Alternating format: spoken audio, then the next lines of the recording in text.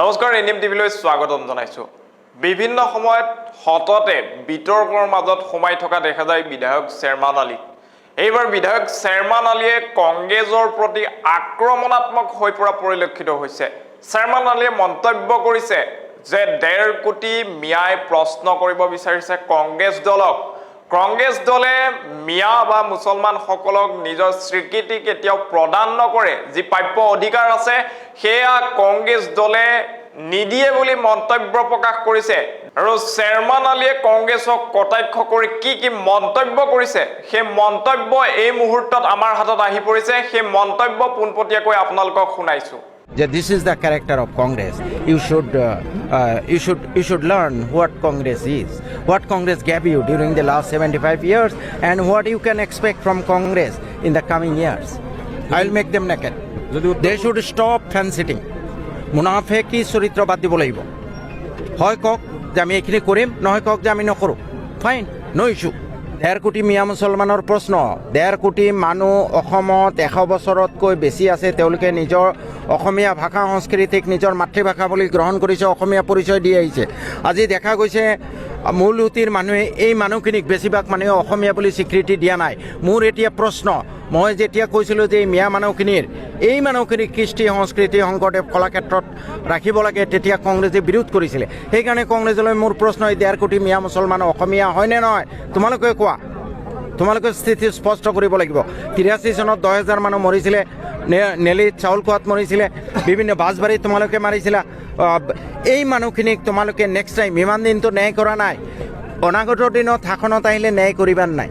ৰাইজৰ মতামত লৈ আছোঁ আৰু বিশেষকৈ এই সময়ত মই এতিয়াও বেলেগ দলত যোৱাৰ পৰিকল্পনা কৰাই নাই, কাৰণ কংগ্ৰেছ দলক মই কেইবাটাও নীতিগতভাৱে প্ৰশ্ন কৰিছোঁ। অসমত থকা 1 কোটি মিয়া মুছলমান যিসকলে স্বাধীনতাৰ পিছৰ পৰা আপোনালোকক সামগ্ৰিকভাৱে ভোট দি আহিলে, সেই 1 কোটি মিয়া মুছলমানক আপোনালোকে কংগ্ৰেছ দলে অসমীয়া বুলি ভাবেন নাই বা অসমীয়া বুলি স্বীকৃতি দিব নাই। অনাগত দিনত আপোনালোকে পাৱাৰত আহিলে 83 চনৰ নেলিৰ যিসকল অত্যাচাৰৰ বলি হ'ল, চাউল খোৱা বাছবাৰীত বলি হ'ল, তেওঁলোকক আপোনালোকে ন্যায় দিব নাই। নদীৰ গৰাখহনীয়া নিয়ন্ত্ৰণ কৰিব নাই, ৱাকফ সম্পত্তি উদ্ধাৰ কৰিব নাই, নদীৰ গৰাখহনীয়া মানুহখিনিক সংস্থাপন দিব নাই, চৰ চাপৰি মানুহ যিবোৰ মাটি আছে সেইবোৰৰ আপোনালোকে পট্টা দিব নাই।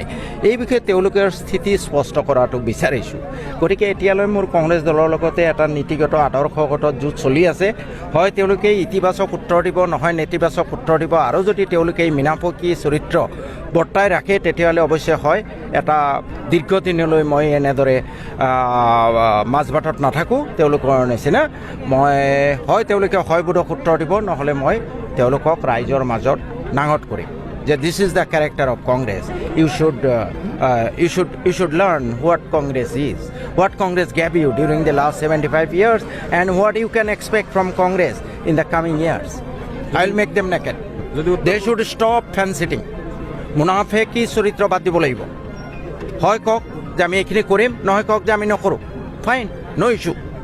ফেন চিটিং বন্ধ কৰিব লাগিব। And I am in that fight. মই কংগ্ৰেছে হয় স্থিতি স্পষ্ট কৰিব, নহ'লে তেওঁলোকক মই নাঙঠ কৰিম। কংগ্ৰেছে যদি নিগেটিভ এনচাৰ দিয়ে তেতিয়াহ'লে it's very good, people will decide.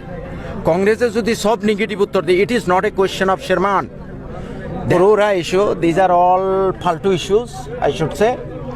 কাৰণ এই চৰকাৰৰ ৰাইজৰ হকে ৰাইজৰ গোটেই এপতকে সম্পদ বিক্ৰী কৰি আছে বিজেপিয়ে। অলপতে সত্যপাল মালিক আৰু আমাৰ কৰণ থাপাৰৰ ইণ্টাৰভিউ চাইছে নাই? What they are doing, they are destroying the country. এতিয়া বিৰোধী ঐক্য বিনষ্ট কৰিবলৈ, তেওঁলোকে পাৱাৰত থাকিবলৈ কিছুমান ইছ্যু আনি পেলাই ৰঙালী বিহু অমুক তমুক লাচিত এইবোৰ কিছুমান আৱেগিক ইছ্যু লৈ পেলাই তেওঁলোকে মানে ৰাইজক আচলতে উটুৱাই লৈ যাব খুজি আছে।